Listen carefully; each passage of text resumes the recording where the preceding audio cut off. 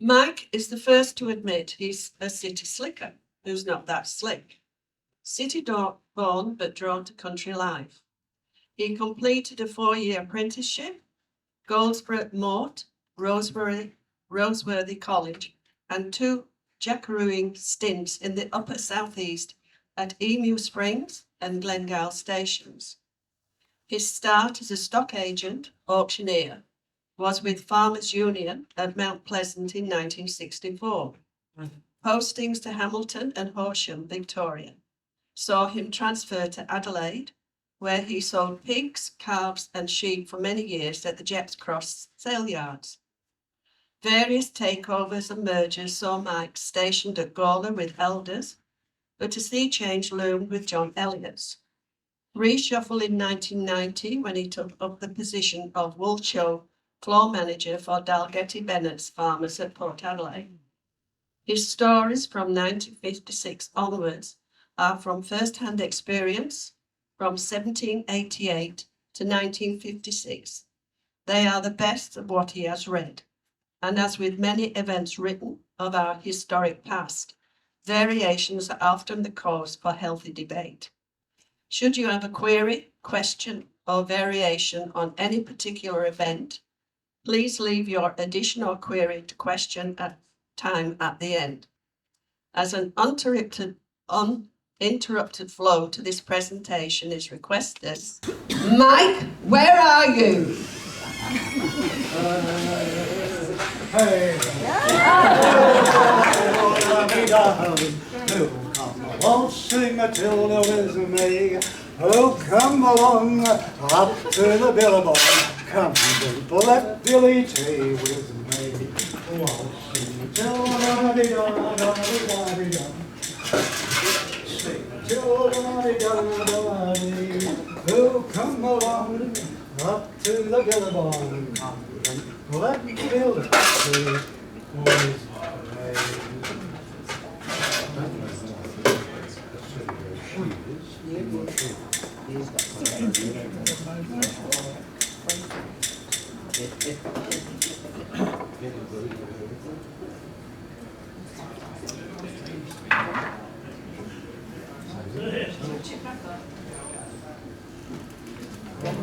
Working? Yes, it is now. Good morning, ladies and gentlemen. I must say I am very impressed to be talking to a group like you, so beautifully dressed. And look, if I'd have known, I'd have ditched this lot and bought a new outfit, but a guinea spare I didn't have. So my Sunday best, this is it. Now I had to put my old swag down to spin these Aussie yarns about the best of our bladesmen. They're sure on our biggest farms. Yeah, the old jute wool packs, they're made out of Dalgetty tweed and it makes for a prickly sleeping bag indeed. They weigh 11 imperial pounds. That's a heavy swag to be lugging around. But the old jute wool packs, they had to go. Polyester took their place because tiny Hessian fibres were ending up in the spinning and weaving phase, and that was a bitter blow to India. They grew and supplied these packs and many families suffered as the industry slowly scaled back. So jute contamination is now long past and gone, but a bale clip in the scouring plant can make things go badly wrong. But now I must cut to the chase, the story of our merino great, MacArthur, Banjo, Jackie Howe and the Jolly Swagman's fate. Now the first merinos to our fair shores, did they come on these boats, the first fleet? No. There were meat sheep on these boats, 44 of them, rams and ewes, and their job was to produce more meat sheep, protein for the prisoners and government employees. The first merinos arrived in 1791, that's the third fleet. This bloke is a good example of the best of what was around at the time, in spite of picking up the uncomplimentary nickname of Mr. Scrawny, which he is if you compare him with the best of what's around today, and we'll do that down the track. But just for the moment, fare thee well, Mr. Scrawny, and hello to colourful Captain John MacArthur, who arrives on the good ship Mercury. Second Fleet, Captain John picks up a 100-acre land grant situated on the western side of Sydney Cove. He later names it Camden Park. That's where the suburb of Camden sits today. MacArthur quickly sees an imbalance, boats coming out laden, going back empty, and in his mind we need to fill those boats up with merino wool because England had an insatiable demand for this and they were sourcing all their product from Spain. The Spanish merino, highly prized for its quality fleece wool. As such, the Spanish government had placed a ban on the sale of rams or ewes outside of the country, which was a good protectionist move from their point of view. So to access their breeding merinos, you'd need to be royalty, paying a visit or someone of very high commercial influence. King George III had made many trips to Spain. He'd been gifted small numbers every trip, ends up with a large stud flock in England. Colonel Robert Gordon, principal of the Dutch East India Company, had from his position accessed lesser numbers than King George, but Gordon takes them down to his farm, Cape of Good Hope, South Africa, where in that climate they do very well. But Mr. Gordon doesn't, dies in his mid-50s. His wife has no desire nor the knowledge to continue with that breeding flock, so she sells them off in small numbers, small groups, which MacArthur gets to hear about. So he places an order with Captain Waterhouse, who, on his good ship, the Reliance, sails from Sydney Cove around to the Cape, collects goods and chattels, negotiates with Mrs. Gordon and comes back with 3 rams, 5 ewes for MacArthur. Sydney Cove to Camden Park, MacArthur's merino dream, is underway, and 5 years later he's got a very tidy flock. It's expanding nicely.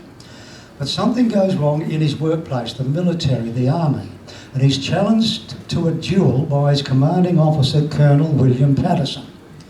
MacArthur readily accepts this challenge because he's a pretty good shot with these things, so the day comes under strict military supervision, back to back, and the count starts. 1, 2, 3, 8, 9, 10, fire! And in his haste to give MacArthur a dose of lead poisoning, Patterson whips around too quickly, fires bang and completely misses, giving MacArthur a set shot.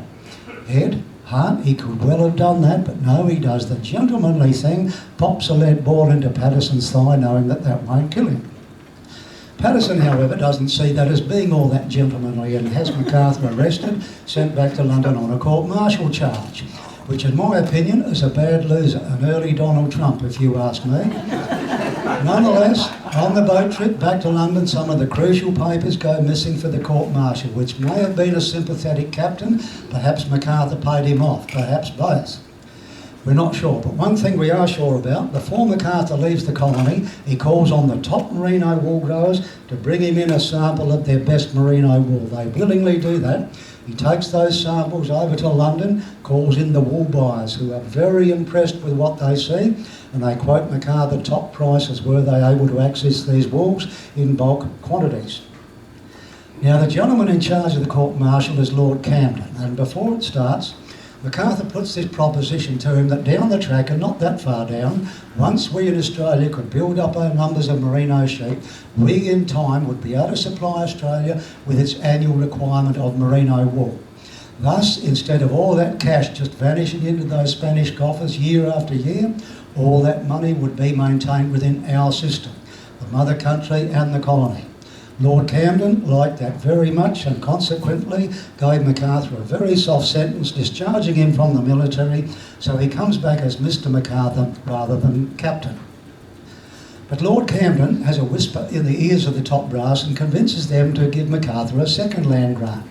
For this time it must be used exclusively for the expansion of the Australian merino flock. No goats, no cattle, no meat sheep, purely merinos, but the size of that second land grant is 5,000 acres. What a deal, eh? Shoot your boss, get a free station.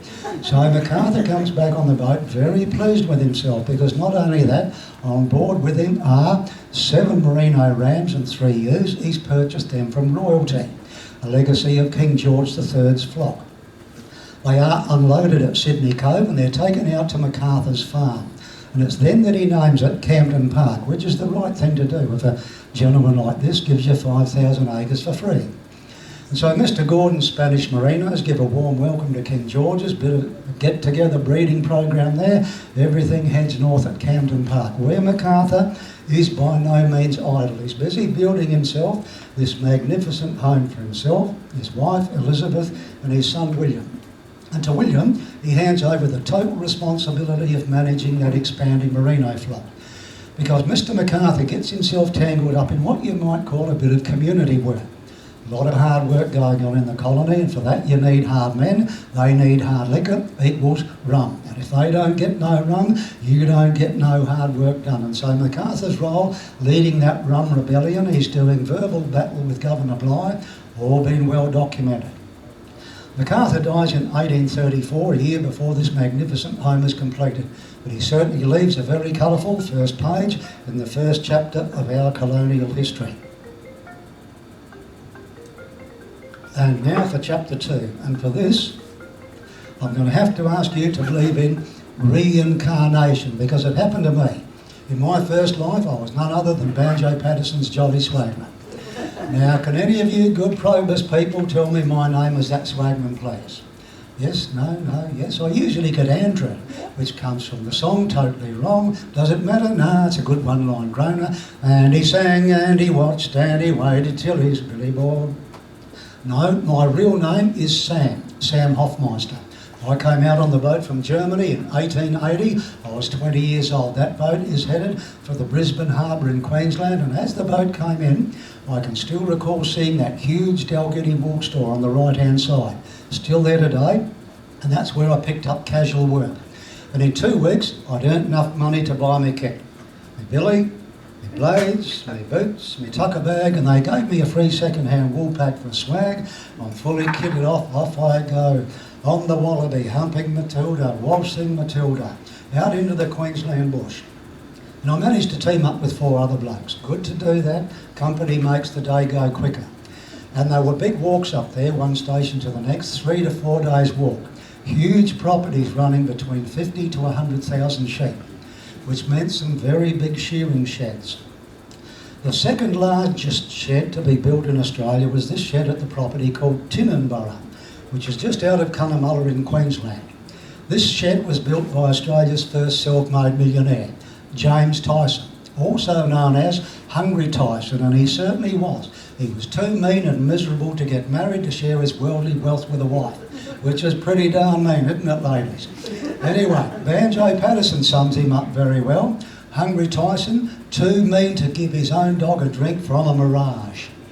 Too mean to give you a light for your pipe with a burning stick by the campfire at night. What a wordsmith is Banjo, eh? We'll meet him shortly. The size of this shearing shed, 101 stands. That's very impressive, isn't it? The 5 of us guys were hoping to get to that shed. It never happened. The first shed we got to was half that size. Mind you, a 50-stand shed, still a very big one. And this is it, John Darien, just out of Toowoomba in Queensland. And when we arrived there, we were in luck, because it was the day before shearing was due to start. There's only 40 blokes camped there waiting for the roll call. Excellent, that meant we'd all get work. Had there been 50 blokes camped there, plus us 5, the 5 shearers with the lowest tallies would have been sent packing by the boss of the board. And if you were one of those 5, you'd go to the station cook, who'd willingly give you flour and tea, but he'd give you just enough to get you to the next station. So off you go, Shanks's Pony, the Hobnail Express, but you needed protein. You're surrounded by protein.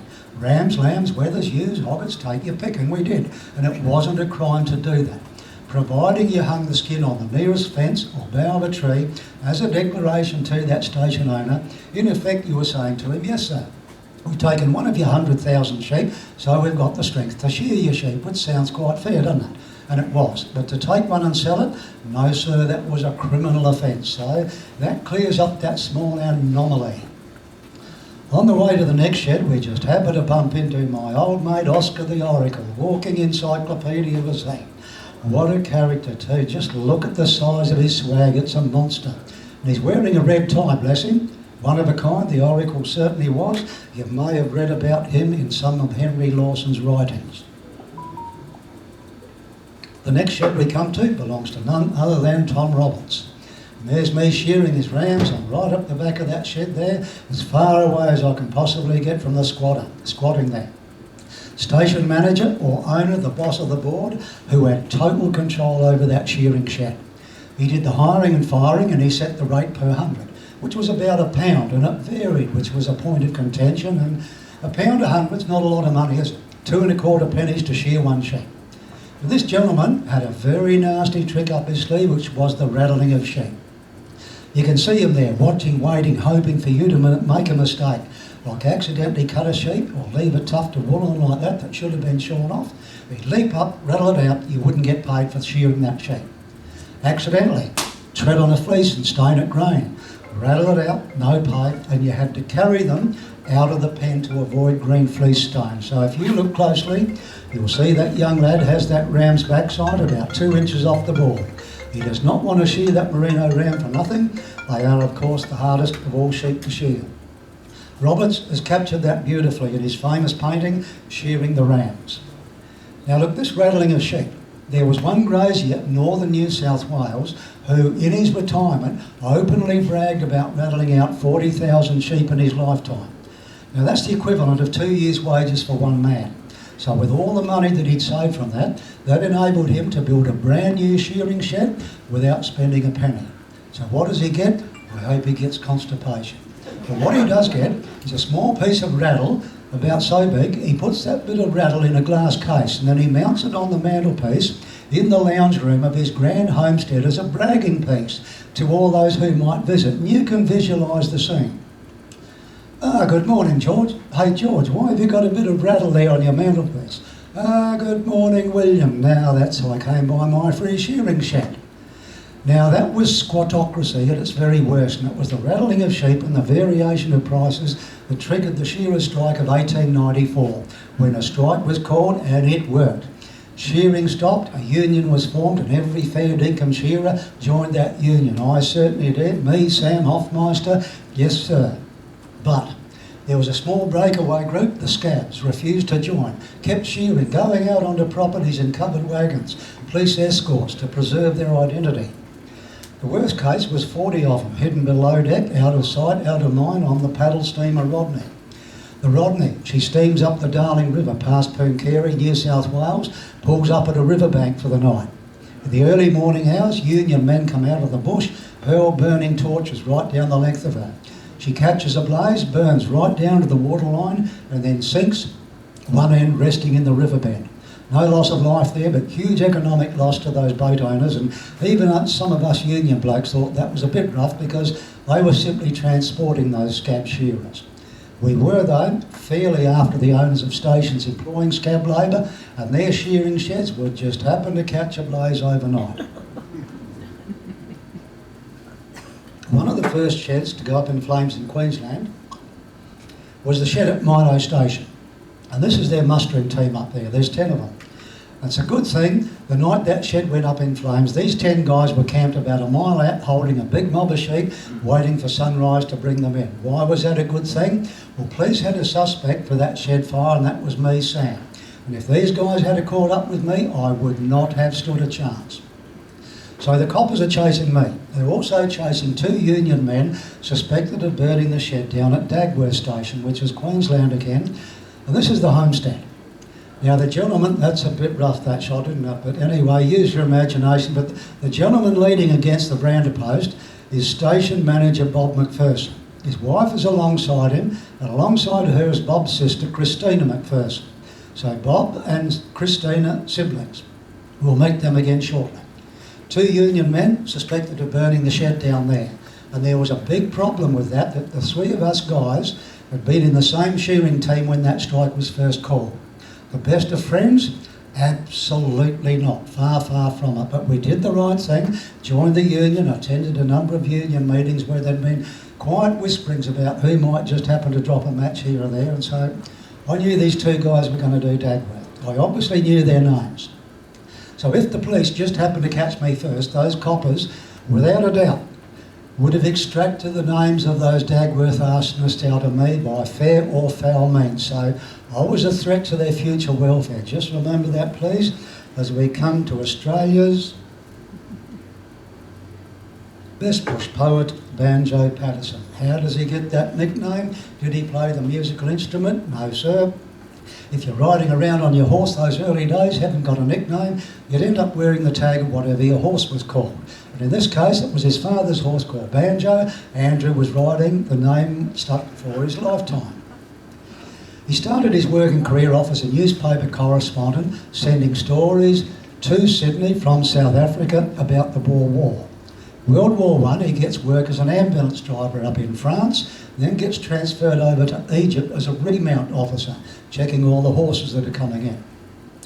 After World War One, he gets work as a newspaper editor, a lawyer and a radio broadcaster, broadcasting stories from Sydney to a number of stations around Australia. Two you might remember well, 5am, 5CL. And he was a top horseman, played polo against Breaker Morant, who was also a good bush poet. But Banjo loved going to race meetings where invariably he'd win the heart of a young lady. Now that's not surprising. He's single, he's a good-looking young gentleman, immaculately dressed, very articulate, and always had a pound in his pocket. But Sarah Riley wasn't impressed. Why? She was his fiancée. On the news of this new lady from the racecourse, bye-bye Banjo, it's goodbye from Sarah, the engagement's off. Banjo would fairly quickly say bye-bye to the new lady. He and Sarah get back together again. But another race meeting, another new lady. This went on too many times. The eternal triangle. Very similar to Hope, Liam and Steffi in The Bold and the Beautiful. Nonetheless, Sarah decides to get rid of Banjo once and for all. She does a runner all the way up to Dagworth Station. Why up there? Up there she has a very good friend in Christina McPherson. These two girls have been the best of friends from their early school days, so Sarah has a good shoulder to cry on. Doesn't need it for very long, because guess who rolls up? Yes, of course, it's our Banjo. And the engagement's back on a firm footing again. He gets introduced to Christina, who plays a zither for him, a stringed harp-like instrument. And she actually plays him the tune to what today's the tune for Waltzing Matilda. And she told him she'd first heard that tune as a marching tune in her early school days. Banjo can't help himself to run a few lines to this tune. Waltzing Matilda's in its embryo stages, and in that process he gets friendly with Christina, and it's very friendly. Bob McPherson is outraged, sends Banjo packing with the instructions never to darken Dagworth's doorstep again. So back he comes, tail between his legs, but some very nice memories. Not long after that, he reads about the body in the billabong up there, which of course is Me Sam, and that enables him to finish the words to the song off. As you well know, all the songwriters bend and stretch the facts around to make their song rhyme and flow. I should know because I was up there at that billabong, and this is it. The Combo Waterhole, just out of Dagworth, a lovely stretch of water, isn't it, eh? But I'm sorry if I disappoint you here, but there was no jumbuck, no squatter, no troopers. There's just me and me Billy. Sorry, man. There's just me and me Billy coming up to the bubble. He's got that bit right at least. Lovely quiet evening. You could see the birds settling into those trees for the night when suddenly I heard a twig crack behind me and a rustle in the bushes, quite out of character for the evening. Before I had time to turn around to see what it was, bang! Bullet to the back of the head. Not very sporting, eh? Those two Dagworth arsonists had caught up with me. And why did they do that? Well, dead men tell no tales. I certainly didn't. Into the combo they throw me. Splash. 2 days later, Bob McPherson sees something floating around on the water. It's me, Sam, drags me in. I end up making front page newspaper headlines. Not a good way to do it. You will read a number of variations to this whole saga, one being that I shot myself rather than be taken by the police to do 10 years hard labour in chains. But with a bullet to the back of the head, weigh it up yourselves what you think might be the true story, but a colourful one it certainly is, with Banjo Sam, Sarah Christina and the lovely Combo Waterhole, but it wasn't that lovely for me. And now to Jackie Howe, the ring of the gun. He's the number one with these. He's the fastest, the best in the world with the blades. But for this, we're going to go back to Tom Roberts' shearing shed, because there it captures the scene and you can smell the lanolin. Where? The shearing season started out in the Queensland bush, and from nowhere an army of swagmen appear to join in that frenzied wool rush. Time to go waltzing Matilda, me boys. Leave your missus and kiddies at home. Hump your bluey, tramp the track. In this game you work best alone. I tell you folks, it's no easy job. It's the hardest of hard occupations. Blowing the bark off those red-eye rams back on those dusty sheep stations. But a fella's got to earn it quick to keep his family in grub. The trick is to get your cheque in the bank. Don't blow it all in the pub. Many a fella's been caught like this, his wages gone bust in a spree. Hey, you shout at the bar, they said the next day. The barman says, hey, you actually owe me.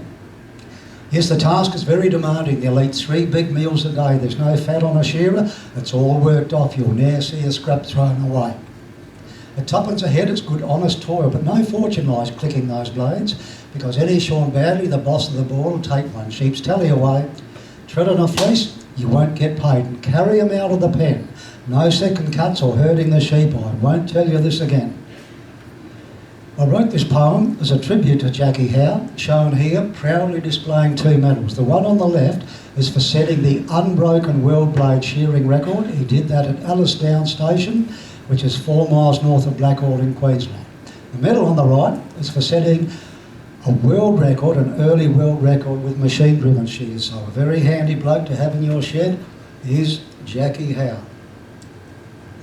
The year 1892, and they're shearing at Alice Downs. There's a bet on to break 300. The wage was set at £10. The ringer's a bloke called Howe, and he's known round the sheds as Jack, and by jingo, you'll really see wool fly when you watch this bloke bend his back. The catching pens are bulging, the shearers bright and fresh. They eagerly wait the starting bell. Joe tends to his old wooden press. They're shearing hogget ewes today. Jackie throws the door latch. Rousey, be sure to keep the pen full. It makes them easier to catch. The bell goes clang, the gates go bang, 20 men moving as one. Turn the head, push the run, carry 'em out on the run. Tar boy here, shouts Harry Dunn as he reaches for needle and thread. A 2-inch cut from the long blow sees Jackie Howe, 1 sheep ahead. The smoko, couple of Johnny cakes, down with black tea and tin mugs. Puff on your pipe, sharpen your blades. This wool'd make beautiful rugs. The second run has just begun, the temperature's starting to warm. The first sheep's down Jackie's chute before number 20's half shorn. The bell goes for lunch break, they'll have a spell of 1 hour. Ringer Jack's on 166. There's a record in sight by now. Run 3 is really flying and knocks out 78. Says Harry, mate, it's in the bag if you can hold your present rate. In 7 hours 40 minutes, he shore 321 sheep. That's an Olympian shearer's record, and it's one that'll never be beat. But had he kept on going and done the full 8 hours, his tally would have been 335. Yes, the glory is all Jackie Howe's. But 321's the blade record, and it took more than 50 years before that record was broken by a set of machine-driven shears. So let's all take our hats off to the master ringer shearer. You did Australia proud, dear Jack, way back in that big wool era. In a masterstroke, Jackie retires early, buys the Blackall pub. Very successful, because just as with Slim Dusty's song Duncan, everybody loved to have a beer with Jackie, and men went well out of their way to be able to say they had done just that. Blade shears. We'll go back to Tom Roberts there. Blade shears were being phased out in the early 1900s. These blokes were coming in, like it or not, and the shearers and the sheep didn't like it. Why? The shearers were very concerned about massive job losses. With the introduction of these, it did not happen. Secondly, the early handpieces were called hot boxes, and they were just that. A lot of heat, a lot of friction. So hanging onto a hot bit of metal, 8 hours a day, no joy there. And that's why the sheep didn't like them. Hot metal buzzing all over their bodies, they kicked and thrashed around a lot more than they ever did with the blades. From the grazier's point of view, there was a big expense. Many sheds had to be strengthened to take the weight of all that overhead gear. The cost of that, the down tubes, these, a large motor, meant that many graziers just sat back and said, let's let someone else get this ball rolling.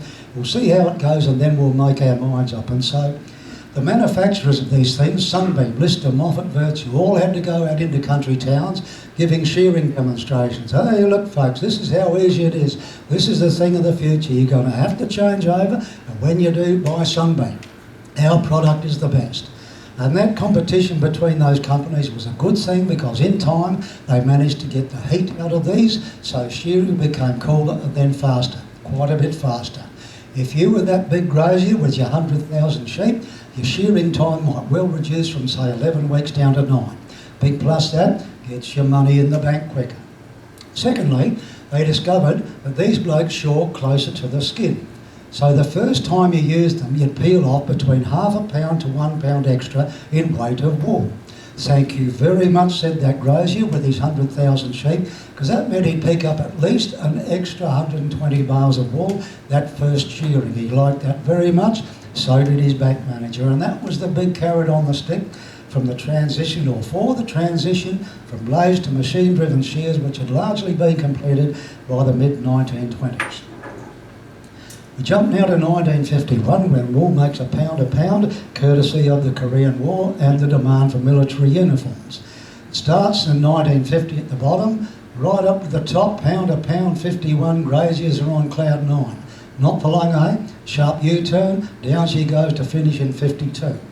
But those 2 years put a huge cash injection into rural communities, enabling many graziers to reduce their mortgage, some pay it off completely.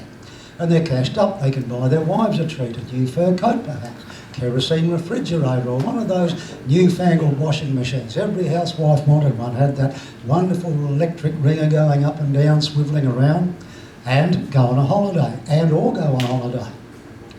I reckon that's what we should do now. We've done a lot of hard work shearing all these sheep. Let's have a spell and go up to the Flinders Ranges.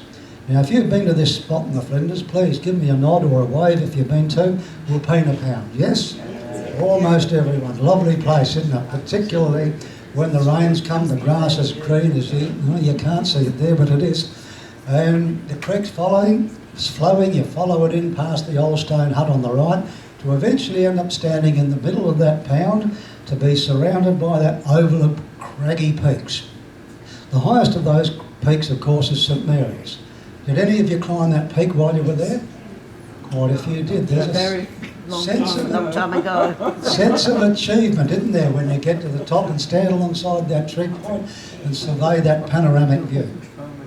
I climbed up there in 1956. I was 12 years old. I was with my older brother David. He was 15. He set a cracking pace, but with our scout rucksacks and camp gear, we got to the top of that mountain there, St Mary's, got to the tree point, had a good long look around, and then we scrambled down a gap in the escarpment. About there, we got there, then we moved right across to the right and found what we were looking for there, which was a small flat grassy spot where we slept overnight under the stars on top of the world.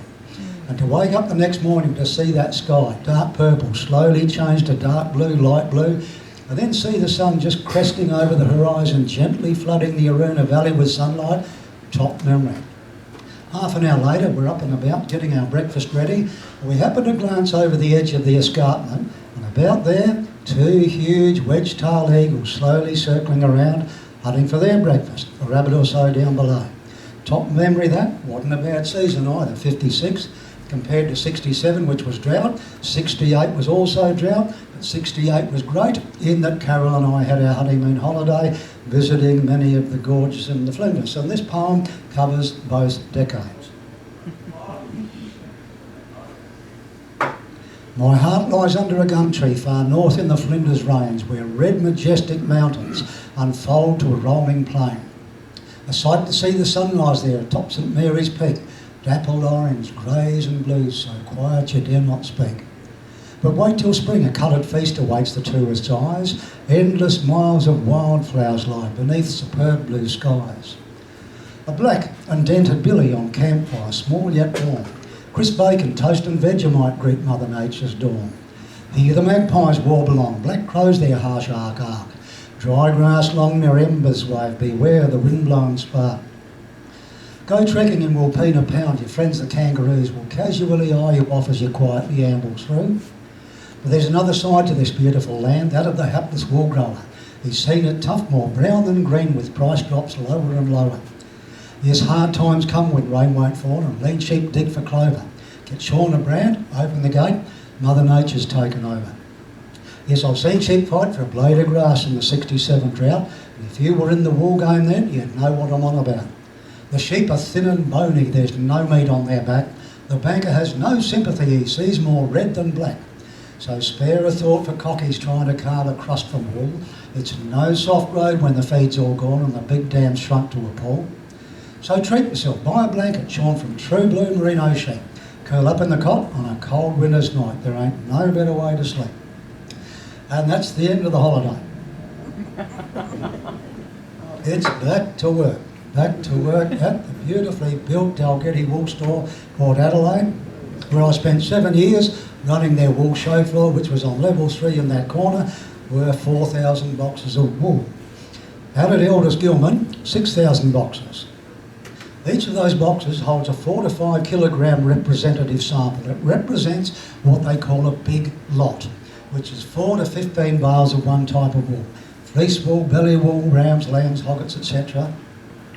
Late 60s, early 70s, there was an exodus of wool growers bailing out of merinos. Just wasn't viable. It worried the government of the day, who got together for a meeting. Gentlemen, we've ridden on the sheep's back, we've fallen off. How do we get back on? They get back on by forming the Australian Wool Corporation or Commission.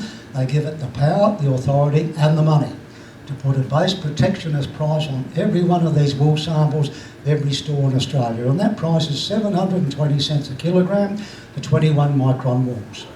Fair enough, because finer wools are valued higher, coarser wools are valued lower. Thus the wool reserve scheme, stockpile scheme, gets underway. And it works like this. Let's say that you've got a line of your lamb's wool in one of those boxes out there, and the corporation value it at, say, 600 cents. But the highest price by auction is only 580. The corporation gazump that 580, they buy it in for 600, you get that 20-cent bonus, and your lamb's wool goes into the stockpile. It builds very gradually, very steadily. And a year later, it's deemed to be a good scheme. It's bringing growers back into the business. Everyone is happy until they put that price up, and this is many years later. They put the price up to a massive 830, then 870 cents a kilogram. Howls of protest come from the overseas mills and manufacturers. They've all got to handball those price rises on to the next link in the wool chain. Many links, the last link, you and me, the consumer, whom you slowly drive away in favour of cheaper polyesters, rayons and cottons. So you kill the goose that laid the golden egg. And as you can well imagine, the buy-in rate for the stockpile wool, she's heading north, the demand for wool is heading south. It's quite a conflict.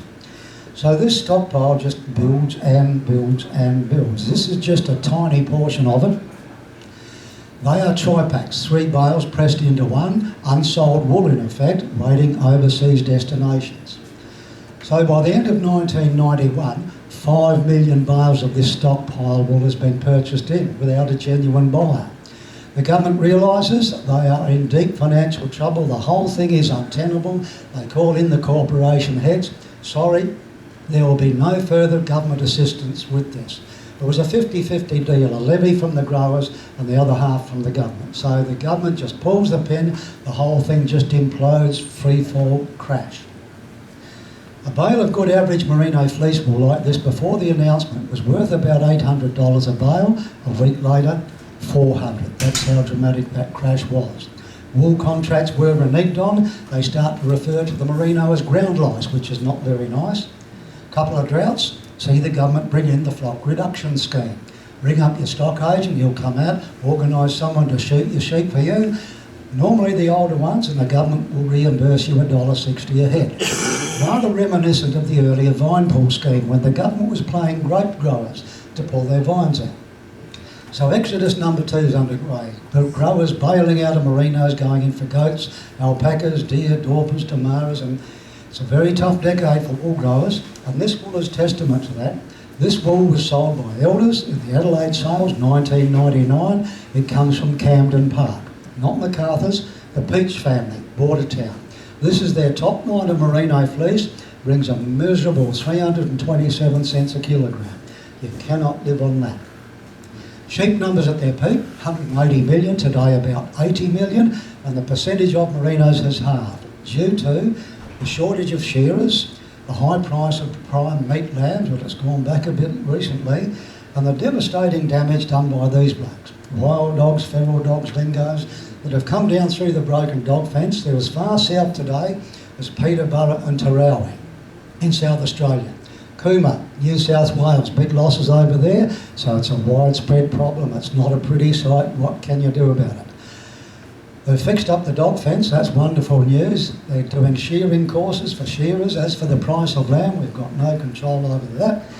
And of course you can aerial bait them and you can trap them, which takes a good bushman to do that. He must use the rubber jaw traps on the right, steel jaw traps on the left are banned.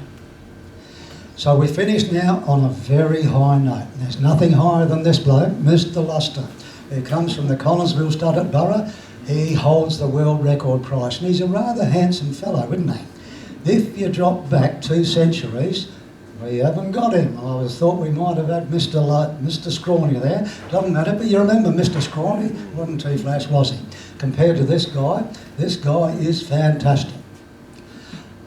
Comes from the Collinsville Stud at Borough. I was lucky to be at the Adelaide Showgrounds where Mr. Luster here comes under the auctioneer's hammer. That auctioneer, Tony Weatherall, eldest #1 man. He is the dollar referee for the day. And when he gets to Mr. Luster, the crowd hushes because there'd been a whisper go around that Mr. Luster here might just break the then world record of $215,000.